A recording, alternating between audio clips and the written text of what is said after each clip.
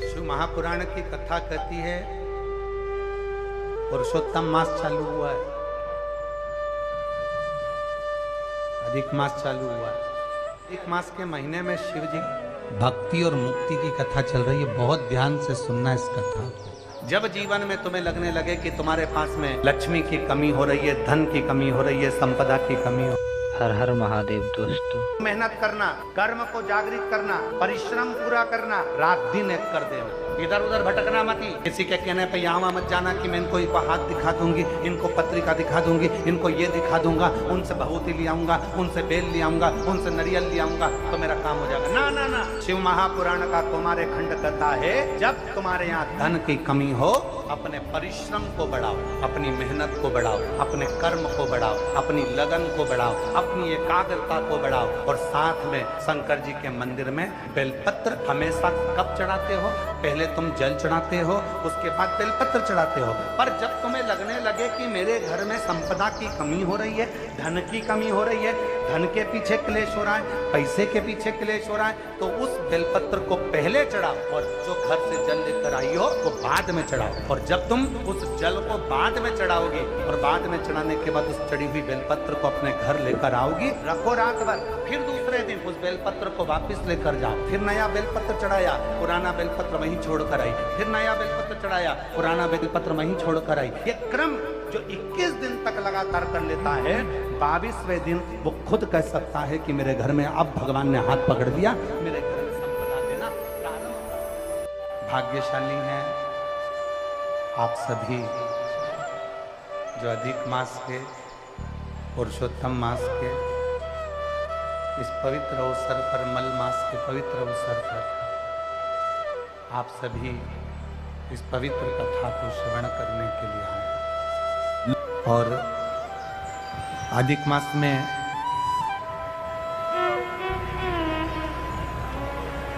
प्रयास करिएगा कि जितना बन सके अपनी जिंदगी में उतना शिव तत्व को प्राप्त करने का प्रयास करिए। एक जुआरी जरा सा फूल पत्ती भगवान पर फेंक देता है और वो राज सिंहासन पर जाकर बैठ जाता है। लोग कहते हैं शिव जी के पास में कुबेर का खजाना है, शंकर भगवान के पास में अपार धन है, शिव जी के पास में अपार संपदा है। इसलिए दुनिया के लोग शंकर जी का भजन करते हैं, शिव जी पे एक लोटा जल चढ़ाते हैं, शंकर जी की भक्ति करते हैं। इसलिए लोग शिव जी की पूजन करते हैं, उनसे मांगने के लिए, उनसे पाने के लिए। ये दुनिया के लोग समझ नहीं पाए। लोग कहते हैं शिव जी की पूजन इसलिए करते हैं क्योंकि उनके पास करोड़ों का धन है, अंबारियां भरी पड़ी है, लक्ष्मी भरी पड़ी है, संपदा भरी पड़ी है। उन दुनिया के लोगों को बताना कि हम शंकर जी की पूजन इसलिए नहीं करते कि उनके पास कुबेर का खजाना है। दुनिया के लोगों को बताना हम शंकर जी की पूजन इसलिए नहीं करते क्योंकि उनके पास ढेर खजाना है। हम शंकर जी की पूजन इसलिए नहीं करते कि उनके पास में धन और दौलत के भंडार भरे पड़े हैं। हम शंकर जी की पूजन इसलिए नहीं करते कि शंकर जी के पास बहुत सारी संविदा, बहुत सारा सामान, बहुत सारी पूंजी हमारे भोलेनाथ जी के पास में है। हम शंकर जी की पूजन धन को देखकर नहीं करते, हम शंकर जी की पूजन, सनातनी शिव जी की पूजन शंकर का भक्त इसलिए करता है कि शंकर जी के पास इतना होने के बाद भी वो लुटाकर शमशान में रहता है। इसलिए हम शिव की पूजन करते हैं जो दोनों हाथों से लुटाना जानता है। इतनी संपदा होने के बाद खुद अच्छे सोने के महल में रह सकते थे भोलेनाथ। इतनी संपदा होने के बाद, कुबेर का भंडार होने के बाद, खजाना होने के बाद मेरे भोलेनाथ अच्छा महल बनाकर रह सकते थे। पर मेरे शंकर भगवान ना महल बनाकर रहते हैं, ना बहुत बड़ी अटारी बनाकर रहते हैं। मेरे भोलेनाथ तो शमशान का निवास कैलाश के शिखर पर अलमस्त होकर बैठे रहते हैं। क्योंकि हम शिव जी की पूजन उनके खजाने को देखकर नहीं करते, हम शिव जी की पूजन इसलिए करते हैं कि खजाना होने के बाद भी उनके जैसा लुटाने वाला दुनिया में कोई नहीं होगा। इसलिए शिव की आराधना। शिव महापुराण की कथा कहती है पुरुषोत्तम मास चालू हुआ है,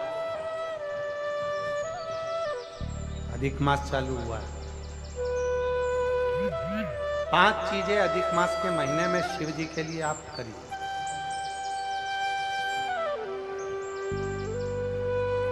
तीन वर्ष में एक बार अधिक मास आता है, पुरुषोत्तम मास आता है। हम पूरी कथा पुरुषोत्तम मास की भी आपको कथा के बीच में कहेंगे। शिव को कैसे रिझाया है? 5 चीजें धारण करो। आज 17 मई से अधिक मास प्रारंभ हुआ है, जो 15 जून तक चलेगा। इस 15 जून तक के अधिक मास में 5 चीजें अपने अंदर धारण करना है। पहले नंबर का, शिव जी को 1 लोटा जल सुबह से लेकर शाम तक के बीच में कभी भी चढ़ाना चाहिए। दूसरा, शंकर जी के मंदिर में या बेलपत्री के नीचे या तुलसी के क्यारे के पास में एक दीपक अवश्य लगाएं। चाहे सुबह लगाएं, चाहे शाम को लगाएं, तुम्हारी मर्जी पड़े तब। दीपदान जरूर करो, जल जरूर चढ़ाओ। तीसरा, एक बेलपत्री को रख लें और उसी बेलपत्र को पहले दिन से लेकर 17 मई से लेकर अधिक मास के पहले दिन से लेकर अधिक मास के आखिरी दिन तक 15 जून तक एक ही बेलपत्र को एक कागज में या किताब में उसको रख लें। उसको रोज शिव जी को समर्पित करें। श्री शिवाय नमस्तुभ्यं बोलकर अपनी कामना करें। वापिस उठाकर उसको अपने किताब में रख लें। फिर कल वापिस समर्पित करें, फिर वापिस रख लें, फिर वापिस समर्पित करें। 1 महीना अधिक मास का, पुरुषोत्तम मास का, यदि एक ही बेलपत्र को सर्वत्र चढ़ाया जाए, उसी बेलपत्र को बारंबार समर्पित करा जाए और उस बेलपत्र को अधिक मास पूर्ण होने के बाद फिर उसको जो आप मालपुआ दान करते हैं, उस मालपुए के साथ अगर दान कर दें तो जिंदगी में कभी किसी के दरवाजे पर हाथ नहीं फैलाना पड़ेगा। भगवान इतनी बरकत आपको प्रदान करे, इतनी बरकत। एक बेलपत्र, वही बेलपत्र पहले दिन से चालू होती है। किसी भी शिवलिंग पर, चाहे पार्थिव पर चढ़ा लो, आप चाहें तो अपने, हम गुरुजी हम वहां पर नहीं है, हम कथा में रहते हैं, हम कथा सुनने जाते हैं, तो हम कहाँ चढ़ाएं? एक कंकर उठाओ, पार्थिव पे चढ़ाओ। पेड़ के नीचे पार्थिव बनाया, उसी पे चढ़ा के रख ली। फिर उसी को बेलपत्र को, उसी बेलपत्र को बारंबार पूरे अधिक मास के महीने में 1 महीने तक उसी बेलपत्र को चढ़ाना है, उसी को रखना है। फिर आखिरी दिन जो अधिक मास पूर्ण होगा, उस दिन उस बेलपत्र को मालपुए पे रखकर शिव जी को चढ़ाकर लेके आना पहले, फिर मालपुए पे रखना और उसको रखकर फिर भगवान उस मालपुए को तुम दान। मालपुआ दान नहीं कर सकते तो तुम बतासे दान कर दो, पर मीठे के साथ उस बेलपत्र को दान किया जाए। बतासा है, मिठाई है, कोई 33 कोई भी सामग्री 33 जो मीठी हो वो रखकर आप दे सकते।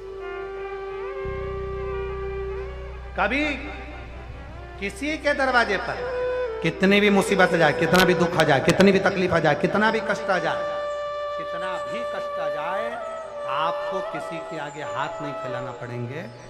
लक्ष्मी की व्यवस्था स्वयं मेरा कुबेरेश्वर महादेव, मेरा महाकाल राजा, मेरा विश्वनाथ स्वयं एक बेल वही 5 चीजें करना है आपको।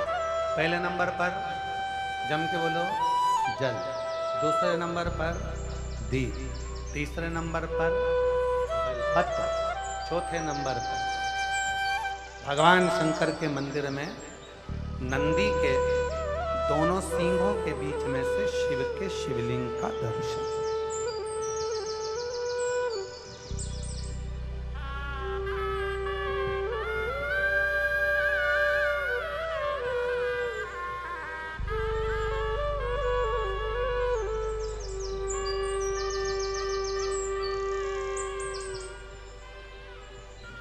नंदी के जो सींग हैं उन सींग के मध्य में से भगवान शंकर का।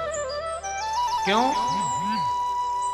इसलिए अगर पुरुषोत्तम मास में, अधिक मास में हम नंदी के दोनों सींगों के बीच में से शंकर के शिवलिंग का दर्शन कर लेते हैं तो अपने अंतिम सांस तक शरीर के अंदर कोई बड़ी बीमारी कभी नहीं आती, कोई गंभीर बीमारी कभी नहीं।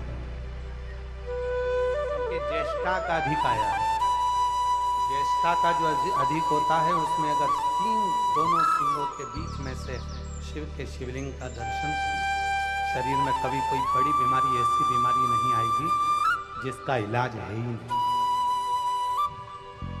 रोगीले होकर, कष्ट भोग कर शरीर को नहीं, बहुत बड़ी बीमारी के साथ शरीर का त्याग नहीं करो। चौथा, 5वें नंबर पर भगवान शिव के मंदिर में, भगवान शंकर के मंदिर में या शिव कथा में या जहाँ हो वहाँ प्रदोष काल में, प्रदोष का समय, सूर्य डूबने का समय जब हो उस समय पर 5 बार 7 बार या तो पंचाक्षर मंत्र नमः शिवाय या षडाक्षर मंत्र ओम नमः शिवाय या श्री शिवाय नमस्तुभ्यं का जप। 5 ये 5 अधिक मास में शंकर की 5 चीजें धारण कर लो। उसमें सबसे ज्यादा जरूरी जो है जल, दीप, बेलपत्र वही चढ़ाना, वही लेकर कभी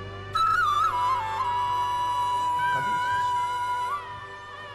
हाँ, यदि घर के बच्चे ज्यादा बीमार रह रहे हैं, उनको सांस की प्रॉब्लम हो रही है, सर्दी खत्म नहीं हो रही, निमोनिया हो रहा है, बार बार उनको कफ जम रहा है, तकलीफ हो रही है, तो पीपल का छोटे से छोटा पत्ता लीजिए और एक बेलपत्री का पत्ता लेकर दोनों पत्र को अधिक मास की सप्तमी के दिन शिव जी को समर्पित कर, पिपलेश्वर महादेव का नाम लेकर उसको समर्पित करिए। उन दोनों को उठाकर लेकर आ जाओ, उन दोनों को जहाँ बच्चा रहता है उस घर में किसी भी स्थान पर उसको रख दीजिए। उसकी जो कफ जमना है, जो निमोनिया है, वो धीरे धीरे समाप्त होना प्रारंभ हो जाता है। सप्तमी तिथि अधिक मास, इसके सिवाय नहीं होगा वो, अधिक मास के सिवा वो हो ही नहीं सकता। केवल अधिक मास की सप्तमी तिथि को पीपल का पत्ता, छोटा ही बेलपत्र का पत्ता समर्पित, नाम लेना है पिपलेश्वर महादेव। क्या नाम है? जम के बोलिए जरा, पिपलेश्वर महादेव। हमने पहले भी कथा में कहा, एक है कुंदकेश्वर महादेव, जो दवाई नहीं लगती, कुंदकेश्वर का नाम का स्मरण कर। कफ शरीर में, निमोनिया, सर्दी, इसको समाप्त करने के लिए पिपलेश्वर। जब सोमवार का दिन हो, हमें लोन लेने जाने से पहले, लोन प्राप्त करने से पहले, बैंक का कर्जा हो, चाहे पड़ोसी का कर्जा हो, चाहे व्यापारी का कर्जा हो, हमें किसी से कर्जा लेकर अपनी जिंदगी नहीं चलाना। हमें मौन होकर, जहाँ नंदी बैठता है उस नंदी के बिल्कुल पास में 2 मिनट बैठकर, जब सोमवार का दिन हो या कभी आपको ऐसा लगे कि सोमवार को भीड़ ज़्यादा रहती है मंदिर में, जब बाबा तुमको एकांत में मिल जाए, अकेले मिल जाए, एकांतेश्वर मिल जाए, तुम उसके पास में जहाँ नंदी बैठता है उसके नज़दीक बैठकर नंदी के चरण का स्पर्श अपने हाथों से करते हुए, जैसे नंदी महादेव का दर्शन करता है, वैसा दर्शन जिस दिन आप दिल से मौन रहकर महादेव का करना प्रारंभ कर दोगे, आपको लोन की जरूरत नहीं पड़ेगी, मौन में सब कुछ प्राप्त हो जाएगा।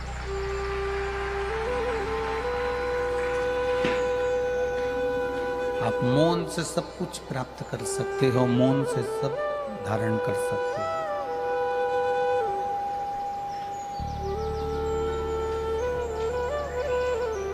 नंदीश्वर के केवल चरणारविंद का स्पर्श कर कर भी हम अगर देवाधिदेव महादेव का दर्शन कर रहे हैं, शिवलिंग का दर्शन कर रहे हैं, तो उसमें सुख है हमारा, उसमें आनंद है हमारा। आपको लगे कि मेरे जीवन में बहुत दुख है, बहुत तकलीफ है, बहुत कष्ट चल रहा है और अब इसका कोई निदान नहीं दिख रहा, सबके हाथ जोड़ कर देख लिया, अब तेरे दरवाजे पर आई हूं। आपके पास में जल भी नहीं है तो मत चढ़ाना, बेलपत्र भी नहीं है तो मत चढ़ाना, फूल भी नहीं है मत चढ़ाना। आप तो उस नंदी के पास में बैठकर अपना हाथ उसके चरण को पकड़ते हुए मेरे महादेव का दर्शन करते हुए बस उससे दिल से बोल राधे देना राधे राधे कि राधे। अब कोई नहीं संभाल रहा, अब तुझे संभालना है, बस तेरे आश्रित होकर जी रहा, मेरे आश्रित। जब कोई नारी, जब कोई पुरुष, जब कोई बच्चा, जब कोई बुजुर्ग, जब कोई भी संसार सागर में रहने वाला मानव मेरे मंदिर में आएगा और नंदी के कान में कुछ कहकर जाएगा, तब तू उसको सुनकर माँ पार्वती से कहेगी। और पार्वती जब मेरे साथ प्रतिदिन प्रदोष काल में, प्रदोष के समय, शाम के समय भ्रमण पर जब पार्वती मेरे साथ जाएगी तो पार्वती मैया जिसके सामने नंदी को रोक देगी, मैं उसके ऊपर कृपा करते हुआ चले जाऊंगा। ये हमारा भाव शिव महापुराण की कथा वर्णन कर रही है। ये हमारा भाव भगवान देवाधिदेव महादेव का चरित्र वर्णन कर रहा है, ये शिव तत्व वर्णन कर रहा है। कितने लोग हैं जो भगवान नंदी के कानों में कुछ कहकर आते हैं? बोले हो कभी? सीधे बोल देते हो क्या जाकर? नंदी के कानों में कहने का भी एक तरीका है, आप लोगों को मालूम होगा वो तरीका? नहीं मालूम? बेलपत्री की जो डंडी रहती है ना, बीच का जो भाग है, ध्यान दिए ना जरा सा, ये बीच की जो डंडी है, फिर से देखिए, बेलपत्री के 2 पत्ते और उसके पास में जो बीच की जो डंडी का भाग है, दिख रहा है आप लोगों को? ये 2 डंडी, ये बीच की 2 पत्ती, उसके बीच में जो 2 डंडी का भाग होता है। जब हम देवाधिदेव महादेव से कोई बात कहने वाले होते हैं ना कि बाबा बहुत दुखी हूँ, बाबा बहुत तकलीफ चल रही है, बाबा मैंने एक कंपटीशन एग्जाम में परीक्षा दी है, बाबा मेरे जीवन में ये तकलीफ हो रही है, बाबा, तब इस बेलपत्री की जो ये डंडी होती है, इस उंगली से, इस अंगुष्ठ से इस डंडी को पकड़ा जाता है और बाबा के कर्ण में कहने से पहले ये हाथ को नंदी के ऊपर रखकर फिर हम बाबा के नंदी के कानों में कहते हैं और चलते समय इस बेलपत्र को अशोक सुंदरी की जगह पर चढ़ाकर वापिस सजाते हैं। देवाधिदेव महादेव को पार्वती की बात मानना ही पड़ती है।